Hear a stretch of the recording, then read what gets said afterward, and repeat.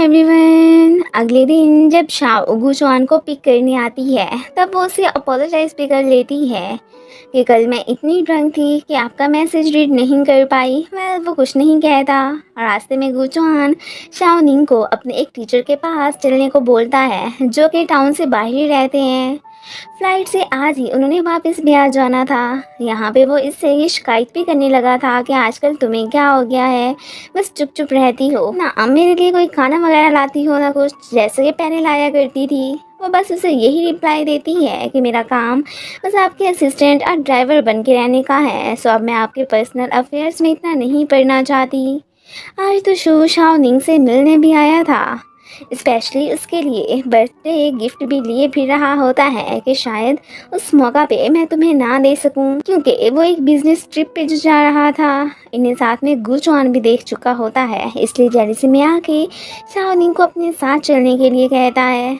अब दोनों एयरपोर्ट पे आ चुके थे। इसे ख्यालों में खोए देख के गुचुआन क्यूरियस होकर पूछता है कि तुम किन सोचों में गुम हो।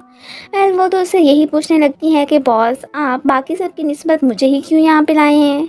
शायद मैं यूजलेस हूँ ना, इसलिए, क्योंकि बाकी तो काम में बिजी होते हैं। तो अब गुचुआन उसे डांट देता है कि ये कैसी बातें कर रही हो, पहले तुम बहुत पॉजिटिव हुआ करती थी, अब ये नेगेटिविटी क्यों। गुचुआन अब उसे यही कहने लगता है कि मैंने तुम्हें इसलिए चूज़ किया कि टीचर के पास जाके शायद तुम कुछ सीख सको, और कोई बात नहीं है।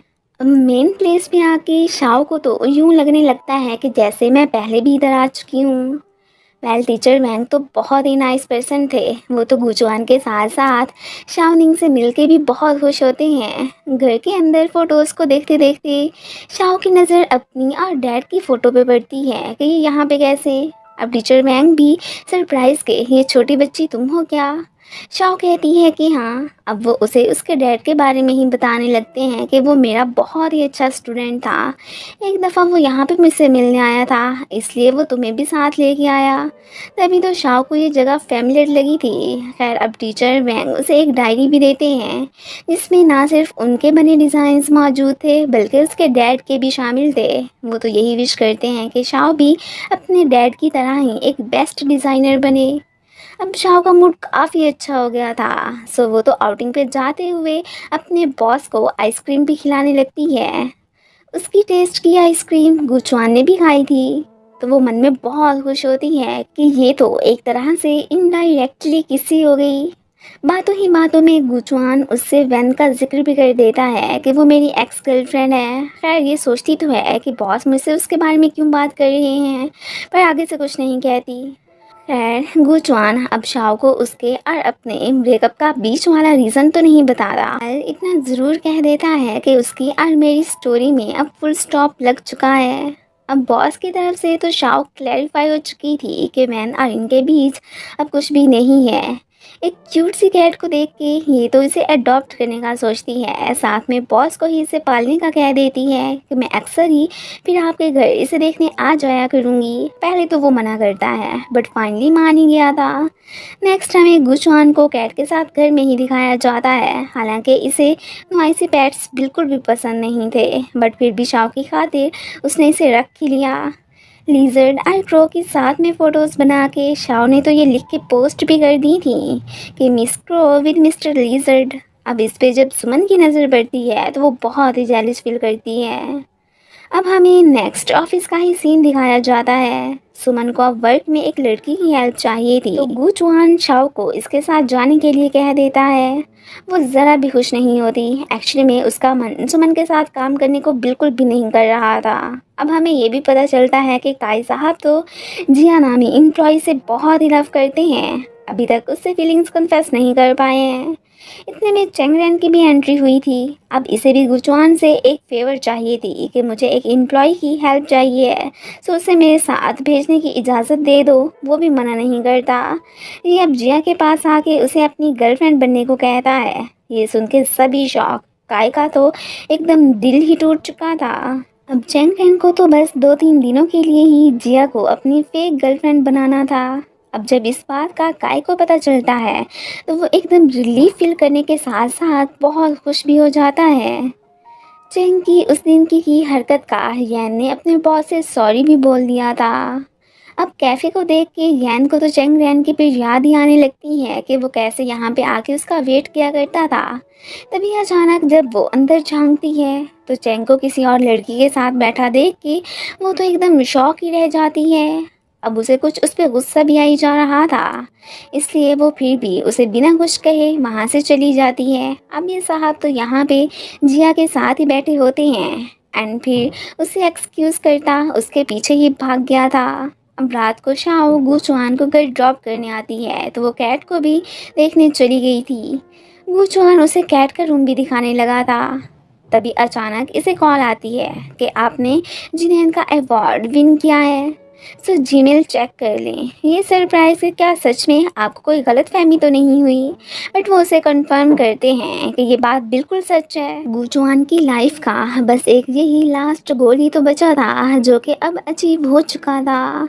तो वो ज़रा भी खुश नहीं होता, उल्टा सैड ही हो जाता है कि अब मैं क्या करूँगा, मेरी विश लिस्ट भी ख़त्म हो चुकी है। और साथ में वो तो यहाँ पे उसे जला भी देता है। ऑफिस में भी सबको इस बात की खबर मिल चुकी थी। चेंग रेन गुचुआन को ऑफिस में ना देख के परेशानी हो जाता है एंड देन उसे कॉल करता है कि तुम कहाँ पे हो। वो साहब फिर से ग्रेवयार्ड ही पहुंचे हुए थे। आज तो गुचुआन ग्रेव्स के डिज़ाइन वगैरह की कोई ख़ास बात नहीं करता कि जो भी है वो चल जाएंगे। तो अगला बंदा भी थोड़ा सा सरप्राइज कि आप पहले से कितने चेंज हो गए हैं। वेल गुचुआन अपनी रियलिटी तो जान ही चुका था। कंपनी में भी गुचुआन को सरप्राइज दे के सभी कॉन्ग्रेचुलेशंस बोलने लगते हैं, बट इसके फेस एक्सप्रेशन ज़रा भी चेंज नहीं होते। अब वो हैरान तो इन्हें क्या हो गया।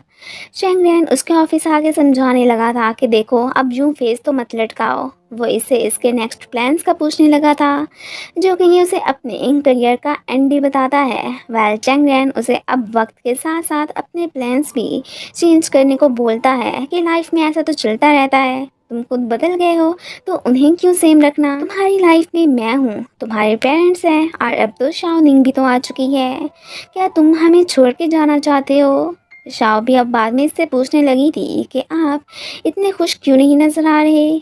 ये उसे यही कहने लगा था कि मैंने अपनी लाइफ का एम पूरा तो कर लिया, सो नेक्स्ट क्या करूं मुझे कुछ समझ नहीं आ रही। शाओ निंग तो अपने बॉस को हज़ारों आइडियाज़ देने को तैयार थी। अभी तो वो उसकी बातों पे कोई ख़ास तवज्जो नहीं देता। ये कहता वहाँ से चला जाता है कि मैं तुम्हारी दी एडवाइस के बारे में सोचूंगा। घर आके वो आज फर्स्ट टाइम अपने मॉम डैड से बहुत अच्छे से वीडियो कॉल पे बात करता है एंड साथ में अवार्ड जीतने का भी उन्हें बता देता है। और अपने बैड बिहेवियर पे उसने उनसे अपोलोजाइज़ भी कर लिया था। वो बहुत खुश होते हैं। सेरेमनी में जाने के लिए जब गुचुआन रेडी होके आता है तो शाओ बस उसे देखती ही रह जाती है कि बॉस आज आप बहुत ही हैंडसम लग रहे हैं।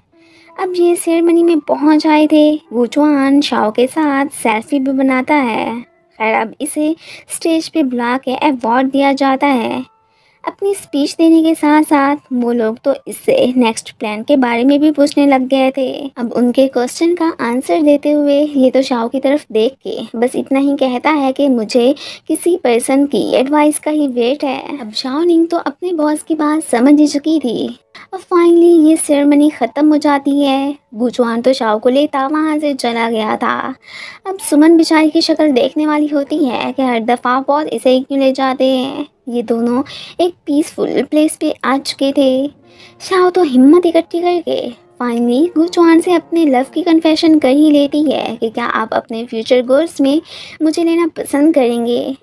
बट अब वो तो उसे जस्ट अपने वर्क पे ही फोकस करने को कह देता है। इस बात से शाओ का दिल ही टूट गया था और घर आके वो अपनी आंट को ही हक कर लेती है। साथ में पछता भी रही थी कि मुझे यूँ डायरेक्टली बॉस से ऐसी बात नहीं करनी चाहिए थी एंड वो गुचुआन पे अभी भी गिव अप नहीं करने वाली थी। ये अब लिजर्ड की वॉइस रिकॉर्डिंग ही सुनने लगी थी। उधर गुचुआन ने भी अपने हाथ में क्रो को ही पकड़ा हुआ था। आज तो वो बहुत ही अपसेट दिखाई दे रहा होता है। शाओ निंग को तो वो भी दिल से चाहता था, बट यही सोच के आगे बढ़ने की हिम्मत नहीं कर पा रहा होता कि हम दोनों शायद नॉर्मल लाइफ ना गुजार सके। आखिर को वो अपनी कंडीशन को भी तो अच्छे से जानता था। और इसी के साथ ही ये पार्ट ख़त्म हो जाता है। Thanks for watching.